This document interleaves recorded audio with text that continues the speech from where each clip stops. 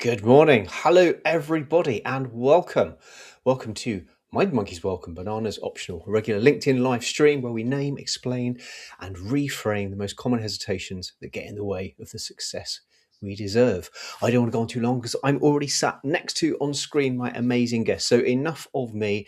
Just to set the scene very quickly about what we're going to do, though, as we do in every episode, is essentially embark on a raw, honest, irreverent, important conversation designed to normalize the fears that we each face at work and at play. And I couldn't have picked a better guest to get into this topic. So, welcome, Mr. Ian Farrington. Good morning. Good morning. Let me tell the world a little bit about you, Ian, if I may. You can jump in if I get everything wrong. But for about 30 years, you've been coaching middle, senior, executive level clients. Is that right? Leading training development, delivering in a range of environments. You've worked in international relations for 18 years, several long-term overseas assignments. You've worked in strategic law enforcement. You've had 14 years as a management consultant specializing in strategy and transformation. And in 2019, you established ProDev UK to pursue your passion for creating value through individual and organizational capability development, helping others to realize the best version of themselves, which I absolutely love. Key to your approach is adapting to the support each client needs in order to make their best move forward. Welcome, Ian. Oh, thank you. That's a very nice way of saying I'm old, really, isn't it? There we go. Experienced. Worldly wise. Yeah. It is that wisdom. It's that wisdom that we're going to tap into today. So, Ian, thank you for joining me. I really appreciate it. I always love being in conversation with you. I learn so much, and some of the things you come out with just spontaneously just really challenge me, make me think. So I'm hoping we can have exactly that today. The very first question I'm going to put to you, which in fact doesn't come from me, it comes from somebody who is very keen to join us today. So Kristina Joy Fuentes, thank you so much for sending this in. And Christina's question is, Ian, what is the most common mind monkey that you've seen amongst senior executives and that you coach?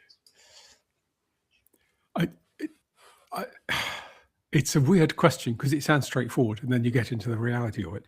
Of course. I think there's several things going on. One, at the particular level when you're dealing with each individual, it can be quite different. So on the face of it, there's not a lot of commonality quite often. Mm-hmm. Two, a lot of people when they come to coaching for the first time are understandably nervous. And so sometimes what you get is a test question. So the test question isn't really the question they want to ask. Yep. But also you have this idea of referred pain.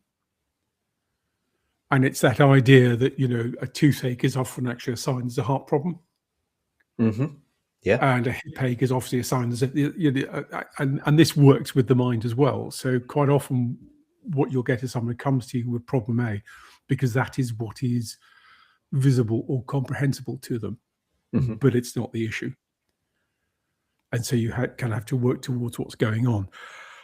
So it's not entirely a straightforward thing. No. You made me think about this. To an extent, what happens this morning is kind of mostly on you.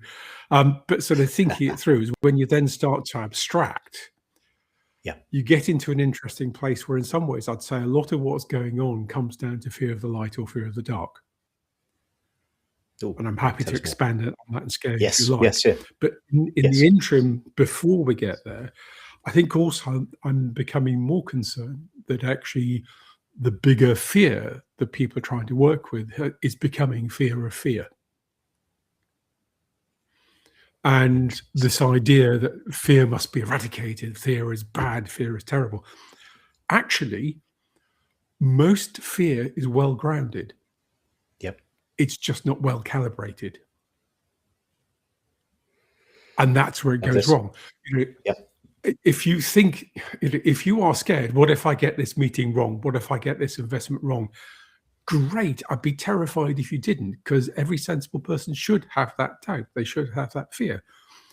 When it overwhelms you and turns into, therefore, I cannot make this decision, or therefore I will actually work so as to make the decision blamable on somebody else, but I'll still take credit afterwards if it's all right.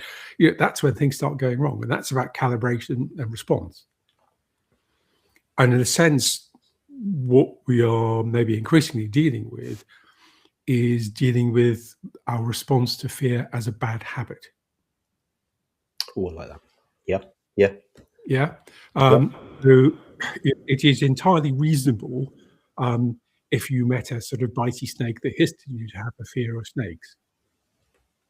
It's maybe less reasonable to have a complete meltdown if you see a snake on TV.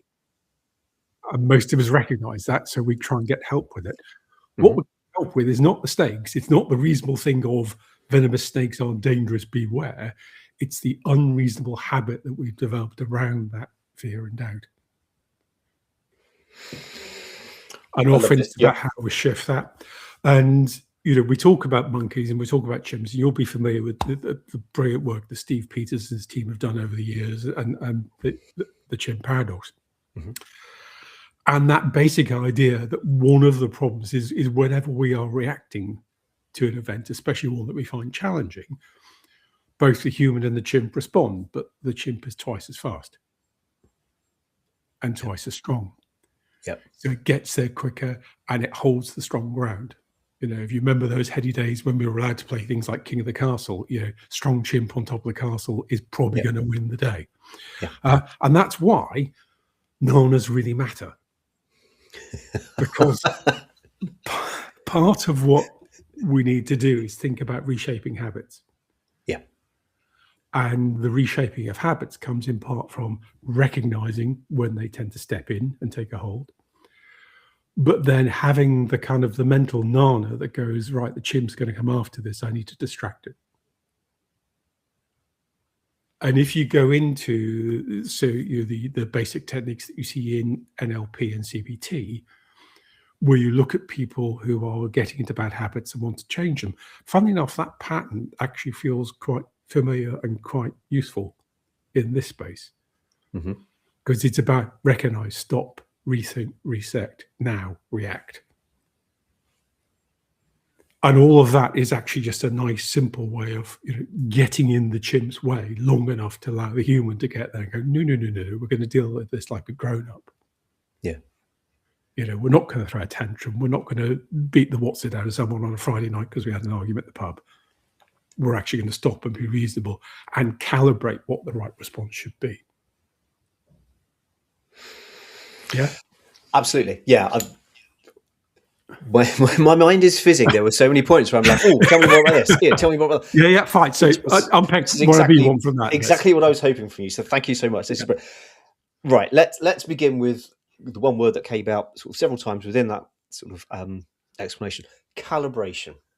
Yes. So I'm going to sort of make this very sweeping, generic kind of assumption that the work you do is all about digging into that calibration. I know it's much more than that, but let's begin with how do you then, coming back to Kristina's question, when you're sat with somebody who has that referred fear, they're saying, oh, I'm feeling this, you're hearing that, and you're immediately thinking, actually, there's another place where we need to go with this. Where do you begin with this calibration? So I think a lot of it comes back to, for me, that coaching conversation has three core states. I'm not going to say phases because phases always starts to imply there's a guaranteed sequence. But as you know, I tend to talk about these states of expose, explore, and evolve.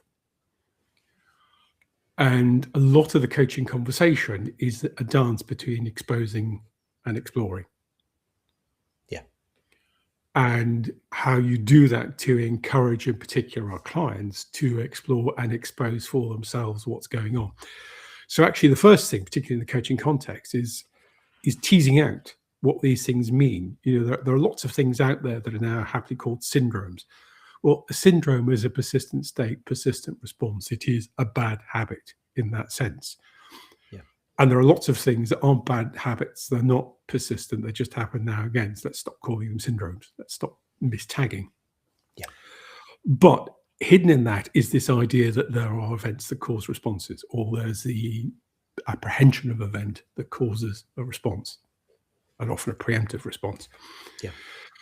So actually, let's start unpicking what are the conditions. Let's explore what does that actually look like in practice? What does that mean? When does this happen? How does this happen? Do you know that it's happening?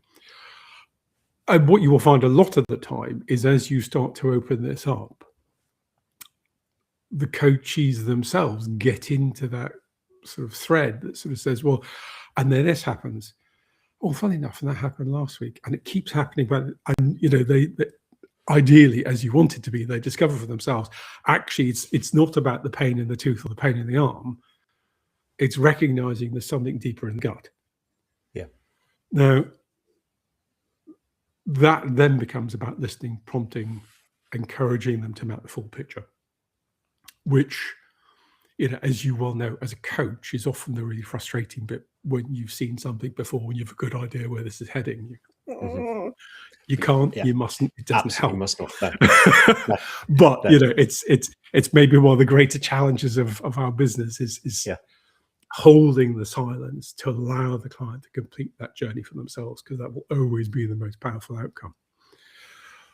Once they get to that point of recognizing there is a core here, and that may be consistent with what they first thought, it may be something different, doesn't really matter, but it's getting to that sense of, yes, we understand this is the space. The next bit of challenge then is, okay, so is moving forward something that happens with someone like me,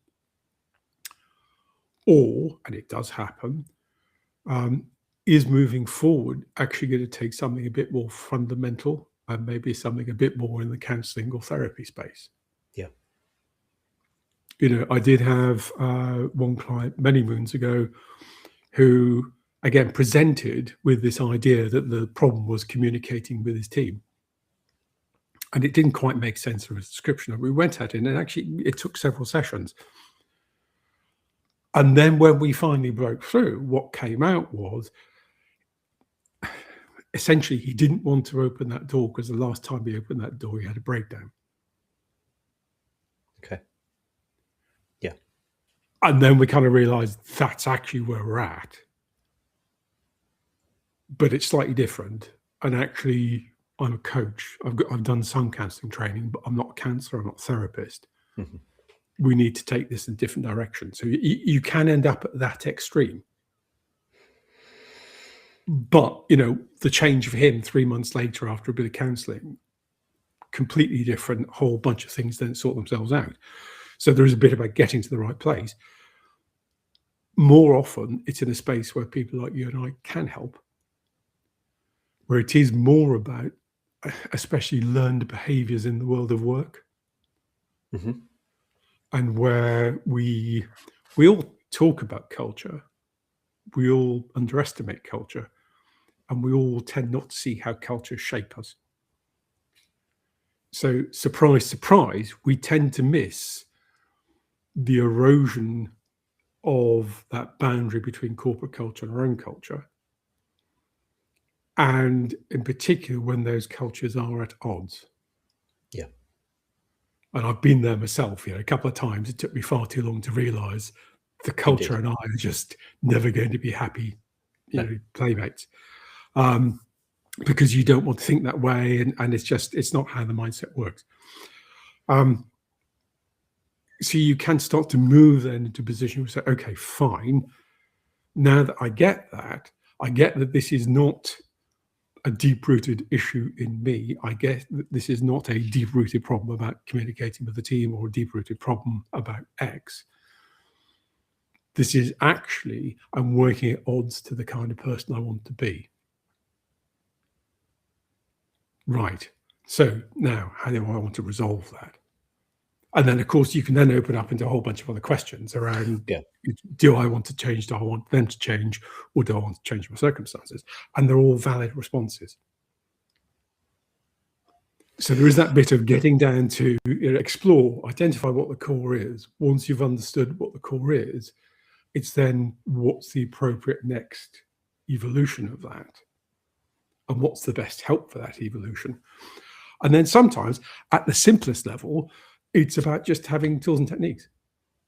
So again, I'll come to another one who, in their first management role, came to me one session in utter exasperation because nobody was listening to them. He couldn't get through, and they tried everything. Gosh, that must be really stressful. So it's another 10 minutes of how stressful it was. Okay, so what have you done? Well, I did this. Okay, and that didn't work. What response did you get? Okay. And then what did you do? Sorry. Well, you know how you said you tried everything? Well, that was one thing. Yeah. You know, and then Yeah. what you discover is, like an awful lot of us, and it kind of wheels us back around, I guess, to Christina's original question. Despite the fact that you can do whole doctorates now in management and business administration, most of us aren't really taught basic businessy things. Most of us aren't really taught basic office or work environment things at pretty much any stage of our education and development. So it shouldn't surprise us that we come to work often without those understandings, and that can be a bit of an adjustment. It therefore shouldn't surprise us, but maybe disappoint us, that what can happen to a lot of us is we spend 5, 10, 15 years being the brilliant specialists that we are. And then one Friday afternoon, someone comes and taps on the shoulder and says, "Mark, brilliant job, mate. As of Monday, you're leading a team of 50. You'll be fine." And then suddenly you're expected to have known and be ready to deploy a whole range of leadership and management skills, tools, and techniques. Lord knows how, but there it is. So no wonder you might find yourself by Tuesday thinking, "Gosh, this feels quite difficult. Gosh, am I an imposter? Indeed. Gosh, this is quite scary." Yeah. And that whole thing about fear of light is that fear of being seen, which is particularly ironic because it's one of our most primal urges, is to be seen. But we also know that comes with risks. Indeed, And yes. they have to be managed. Have we talked about the painted zebra? Have we had that conversation?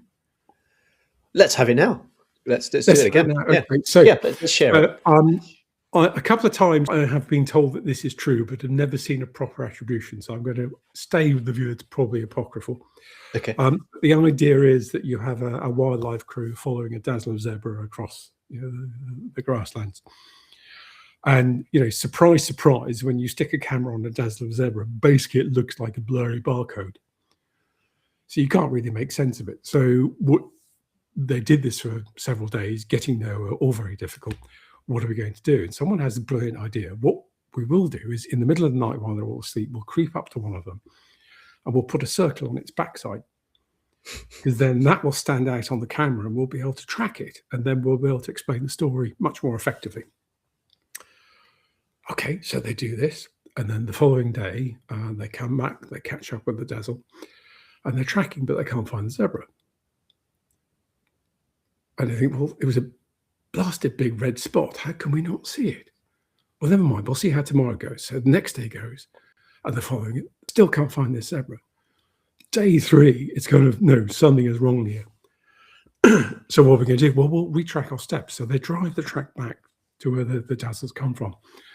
And eventually, under a shady spot, they find the half-eaten carcass of a zebra with a big sign over it saying 8 out of 10 big cats preferred it. Because paint on the backside of the zebra made it trackable by the brighter lines. Yeah. And whenever we step into leadership, we kind of become a painted zebra. And we all know that at some level. So back to, we shouldn't be afraid of fear. We're kind of right to have a bit of doubt and fear if we step into leadership and management, because we are exposed. So with that, but let's calibrate it. Yeah, I was going to say, so with that very much in mind. So again, there is that, as you say, that misplaced assumption: fear equals bad. We shouldn't be afraid. But as you rightly say, and I always talk about sort of embracing fear. It's an energy that can be a force for good. Within those conversations, then, as you're sort of working through the calibration, how do you encourage people to step into the light? So actually, I don't necessarily encourage them to. Fair enough. Yeah. First thing is to find out what they really want. Nice. Because actually, not everybody really wants to step into the light. Yeah. And that's an okay choice, so long as it is a conscious, reasoned choice. If you're not stepping into the light because you've let fear become uncontrolled, that's not a good outcome. No. If you're not stepping into light because actually, I don't enjoy it.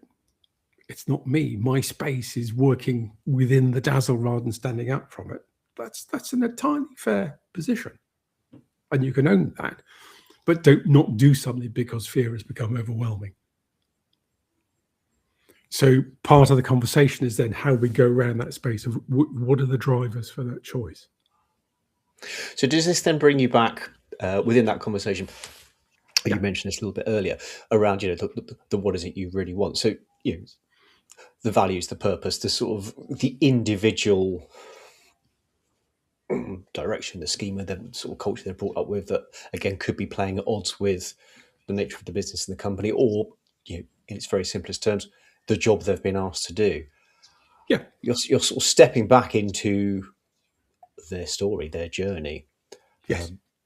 And just touching again on something you were saying, as you say, not getting into the counselling or sort of dealing with perhaps sort of bigger T traumas, but there will be elements of somebody's story, somebody's past, things that happened that they've attached decisions, meanings to, that they've carried forward, that could surface and could prove or provide that very strong, clear, absolutely acceptable reason why this fear, this feeling, this syndrome is not acceptable to them. How do you help them unpick that, again, without going into the deeper emotional? Well, sometimes you have to, and again, it's what's there and why. One of the things in all this is cute little monkeys that we are. We delude ourselves that so many of our decisions have been made consciously, and they're not. 95% or more of our decisions are made in the subconscious and are invisible to us, such that once we've taken a decision, we assume that the rationale behind it was sound because our subconscious told us it was. So actually the first stage is unpicking the reasoning behind and the driving experience. So when you say you can't do that, what do you mean you can't do that? What specifically is stopping you? So you have to go in and you're literally unpicking threads with needles at a certain point to get in at that. Where specifically has this idea come from? And sometimes it's come from as simple as, I tried this in my last job and it was a complete disaster. Well, why was it a complete disaster? And then you go and you go and you go, and again you will come to that point beyond the layers of so what, where you start to see either there's an issue that has coloured the memory, coloured the perception of what we're doing, or there's some solid evidence that says, actually, without some significant change, I really shouldn't be managing people. Because, there are characters like that, and that's fine too. Yeah. And then it's a choice of, do you want to learn some techniques that might do that? Or actually, would you much rather be sat on a mountain with your laptop?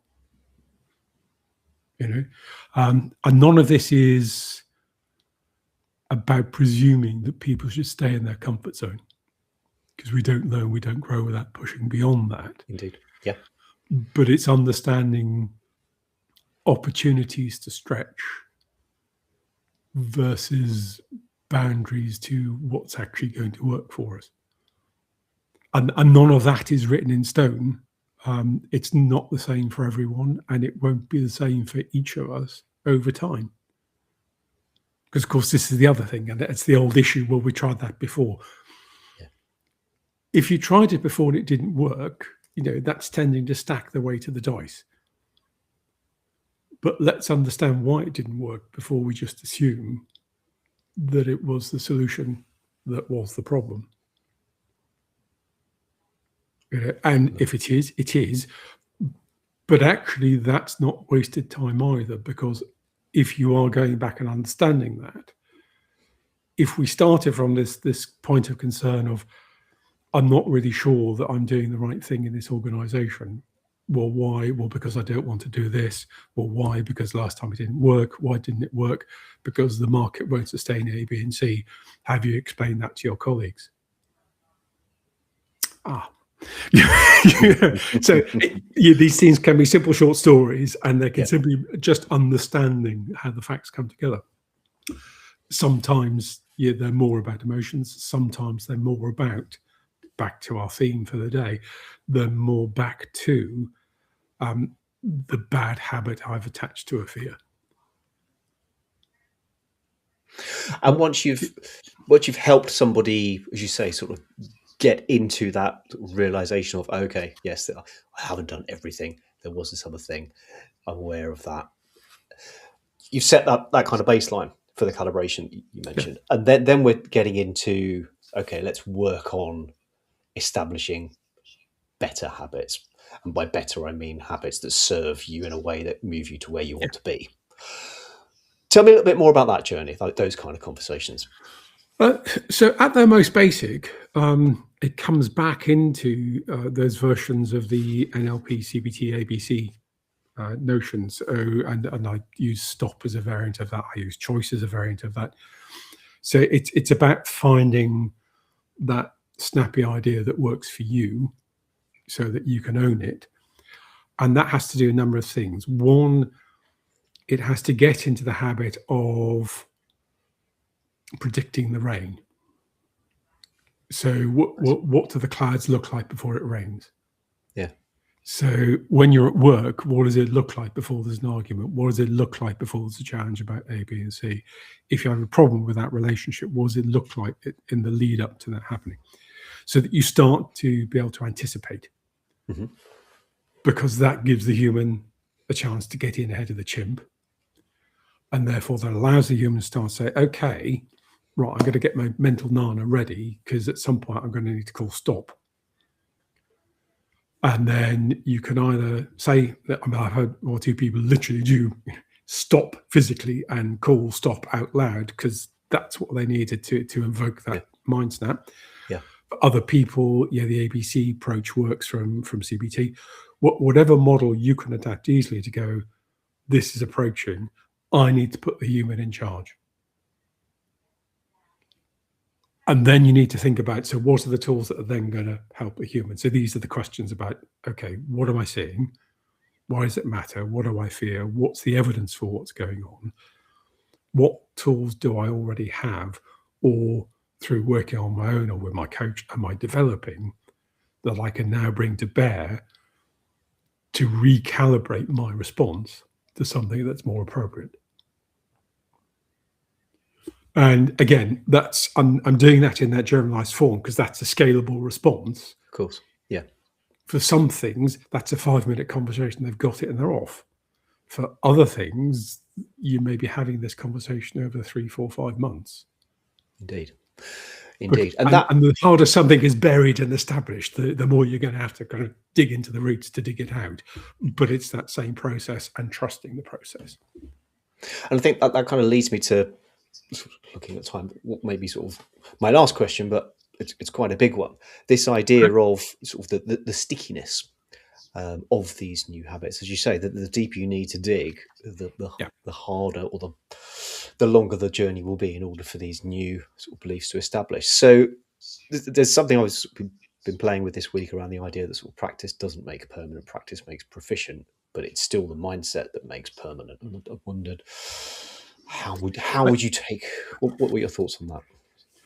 It's an interesting one because it comes up as well when you're looking at profiling and job hunting and CVs, and it's this whole question about experience and the line between experience and competence.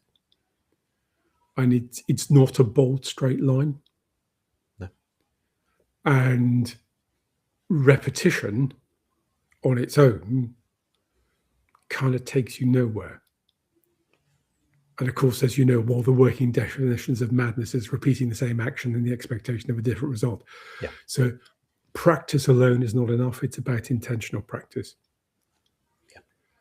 And that's in the space of recognizing. So typically, what you would expect is changing any habit's going to take around 3 months to embed. And you're kind of resetting your initial response, you're resetting your secondary response. And then the intentional bit is being alert to responding in the new way, then reviewing the difference between the old way and the new way. And even if that difference is, yes, I still got mad, but actually it took longer and I got rid of it faster because I realized what I was doing, That's a win. Yeah, be upset you lost control, but you start to mark those changes. And if you need to, you can start using scales of 1 to 10 to calibrate and count those, and that's fine. You can work on. Again, you tailor it to what's going to help you see that the ground is shifting, that the practice is shifting, and the response is shifting. I think one of the fun bits in this space that's probably worth bearing in mind here as well is, and I talk about this a fair bit, I used to be one of those filthy smokers. And eventually, we got 30 years ago, gave up. And gave up in such a way that for the first 2 years, I didn't say I'd stop smoking because I didn't quite believe it myself. Yeah. And when you give up smoking, you have 2 to 4 weeks of absolute hell, which is all about the nicotine withdrawal. You then have the next few months, which are all about actually changing the habits you have associated with smoking, which is, you go into a shop, you buy a paper, you buy some cigarettes. I'm still buying a paper, and the hand, one hand is automatically wanting to reach for cigarettes. So you're kind of changing those patterns. The one that surprised me slightly, and then over time you realize how important it was, is it's back to this fact that no man is an island. So when I change my habits, even at that small level, those changes change my relationships with other people. Yes. Yeah. Because they changed my relationships with the people I used to smoke with. They changed my relationships with the people who were used to my smoking and used to make time and space for that. And then sort of other certain people around me. And actually, we all find change difficult. Because fundamentally, the brain is looking for an easy ride because it's under constant 24/7 pressure. And change is hard work for the brain. So if it can stay in its rut, it will tend to try and stay in its rut. When I chose to give up smoking, that was my choice and my ownership. The people around me didn't make that choice for me. So my choice became an imposition on them, even if indirectly, and even if it was actually good for all of us. So actually, one of the things that took more time was getting people around me out of the habit of, oh, so you're coming for a smoke. And then, of course, oh, God, I'm waiting for a smoke. So there is that thing of recognizing that when you make changes, you create ripples in the pond. And you're going to have to manage those ripples too. So if you change the way you interact with your team, be ready to the fact that your team may change how it interacts with you. And sometimes that will be straightforward. Sometimes that will be out of sheer confusion. Sometimes because they're in their rut, oh, whenever I do this, Marcos gets angry, so I'm going to drop it into 5 to 5 on a Friday and then run. And actually, because you've changed, you now realize that you need to give them half an hour to talk it through. So you both end up being really confused at 5 to 5 on a Friday because you're ready for a conversation and they're throwing it through the door to run off because they don't want to be shouted at. So actually, you need to engage then to explain that things are changing. You want to do things differently. Yeah. Yeah.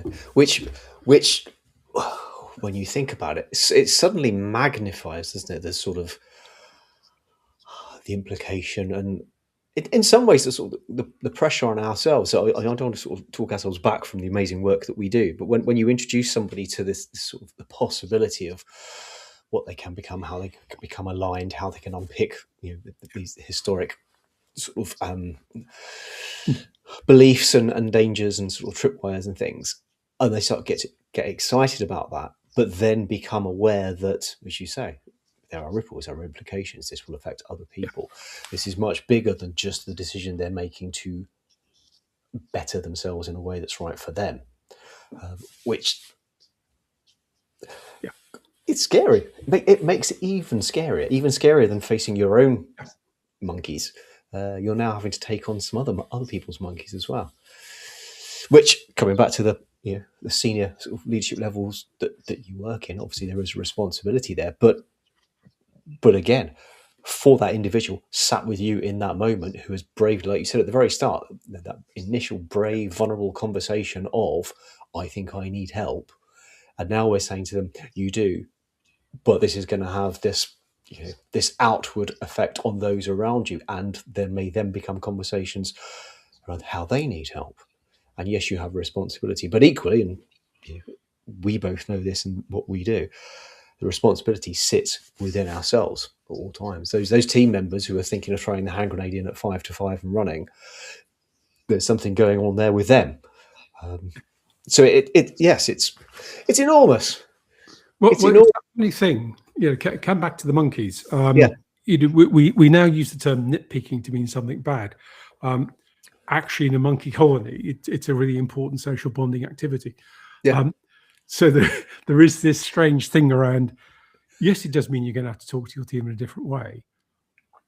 But remember, you came here because one of the issues you had was actually the team isn't working in the way that works for the team. Yeah.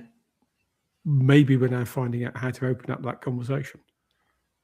So, part of the framing is, yes, it's going to be work, but you are doing this for reward. And it's not just work and reward for you, it's work and reward for those around you when you frame it and when you embrace it in the right way.